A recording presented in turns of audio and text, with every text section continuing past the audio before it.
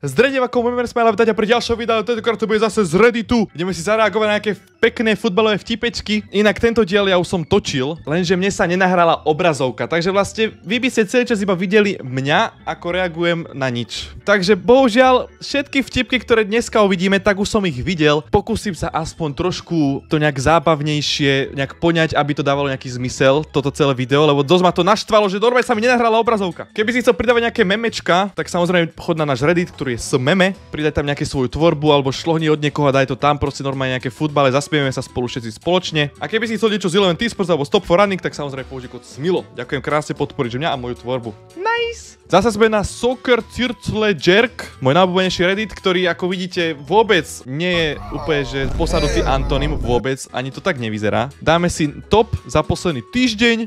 Prečo je Messi taký naštvaný? Čo sa stalo Messi? Toto som inak sám videl.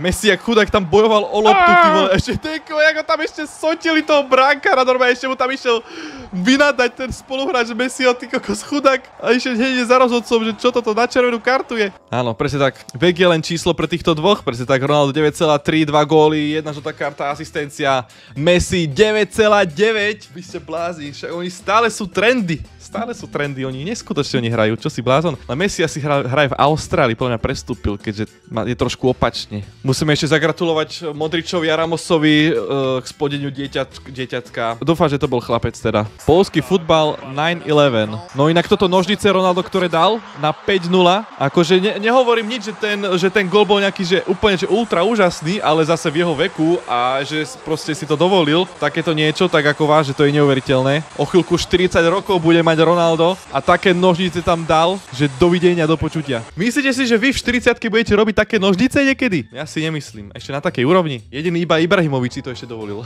Tu je dôkaz toho, že rozhodcovia jednoducho sú podplatení Real Madrid. Proste rozhodca má jednoducho tašku Real Madrid. Úplne máme to tu dosvedčené. Jak sa hovorí, prichytili sme ich na hruškách. Máte to tam. Teraz Real Madrid fanúšikovia nemajú žiadne protiargumenty zrazu. Všetko to tu je, jak sa hovorí, potvrdené, zachytené na kamerách. Vini? Nedal. Tu čo robia tí komentátori? Ty povieš, že to sú asi komentátori Venezuely. To čo bolo? Jak bol úplne, že kandidát na Ballon d'Or a hneď ty vole prehral proti Rodrimu, všetci si mysleli, že proste, že on si zaslúži vyhrať ten Ballon d'Or, zrazu proste robí kiksy na ihrisku, tam ledva sa rodské brankára tam padne na zem, nevychádzajú mu skilly, tak jednoducho si z jeho ľudia robia srandu už. To už bude nový Antony toto podľa mňa. Reálne vzniká tu nový Antony akože. No toto som akože videl, toto strela Ričov. Človek mal viac šťastia a rozumu, akože doslova. Nechápem. Keby sa mal udeľovať Ballon d'Or za najšťastnejší gól, tak toto je podľa mňa je top 3 určite. Extrém. Podľa mňa on to chcel vyhlavičkovať a zrazu to dostal za brankára nejakým magickým spôsobom. Portugalsko versus Poľsko, Levandovského highlighty. Presne tak. Úplne to sedí. 1:1 podľa mňa. On sa tak maximálne mohol na také TikTok tančeky. No, tam s lavičkým tam točil. Pozeral sa na to, ako Ronaldo mu dáva nožnice a on si tam zatiaľ toto robí. Rasizmus oficiálne skončil. Cristiano Ronaldo ukončil rasizmus. Ronaldo, prečo mi toto robíš? Povedz mi. Ono to je strašne ľudia ťažké reagovať na to druhýkrát stále. Ja sa vám snažím dodať nejakú autentickejšiu reakciu, ale to sa reálne nedá. Ale poďte sa na to, čo Ronaldo ukončil rasizmus tým, že jednoducho nenašiel síce čierny emoji, ale našiel emoji s opičkou, tak jednoducho ho použil a ukončil tým rasizmus podľa mňa. Síce nie v takej miere, akej podľa mňa chcel, ale ukončil. Aspoň, že tú čiernu pes tam našiel. No toto som pozeral, no. Tri najznámejší futbalisti, ktorí začínajú na písmenko R, či vedia vymenovať. Sú veľmi populárni. Ktorí by to mohli byť asi na R? Aspoň dvoch, či vedia. Ronaldo. Ešte jeden. Lionel Messi.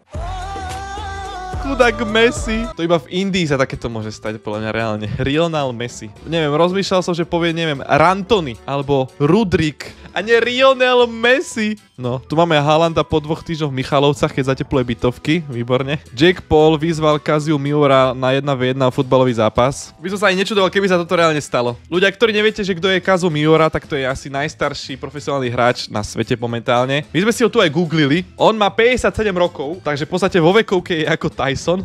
Začal profesionálne hrať od 82. roku. Hral za tými ako Santos, Geona, či jak sa to volá, Vital Kobe, dal skoro 60 gólov za Japonsko a skoro každú sezónu je v inom tíme. Ale tak mohol by byť ten zápas 1v1, nie? Aby som si ho pozrel. Oh shit, here we go again, ok, Mbappé. Toto v San Andreasku, môže byť. Ronaldinho 1999. Antony 1998, presne, no, napodobil ho. Všetko ide od Antonio, no, Messi 2017, Antony 1999. Guti 2010. Antony 1997. No, dobre, ale už by sme mohli, prosím vás, prestať tieto vtipečky Antonyho tu akože dávať. Ďakujem krásne, a keď viem, že to hovorím stránke, ktorá je na Antony úplne totálne závislá. Ale už stačí, už proste ďakujem. Áno, konečne som otvoril Gundogana. Toto keď som videl prvýkrát, ja som reálne neveril, že to je Gundogan. Typek si zapol taký jas na obrazovke, že normálne z toho vyliezol nie že Gundogan, ale že tretia ríša. No, brazílska čierna mágia, tu si musí ohmatať Ronalda, Rodri. Chudák hneď sa zranil. To je asi ten zlý influence, ktorý nechcel Rodri, či Rodrigo, sorry. Ja už si to mýlim. Áno, ako od seba myslím, že offside pravidlo je ridiculous.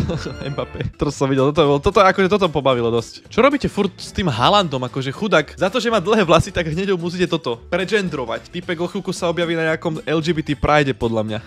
Áno. Donald Trump vyhlásil Kariusa ako ministra obrany, výborne. Som si myslel, že Karius mím už dávno zdochli, ale očividne tu jeden sa vyťahol pekný. Ako Liverpool fanúšik som smutný. Real Madrid minus Champions League trofé sa rovná Arsenal. Just facts, jak sa hovorí, ľudia. Všetko proti môjmu Goatovi. Dobre, Orel chudák Ronaldovi zobral loptu, ten ju odkopol a následne ho Orel osral. Všetci sú proti nemu, jak Balotelli. Why always me? Toto by mal byť Ronaldo. Keby bol čierny, tak podľa mňa mi to všetci aj verili, že why always me. To čo je toto?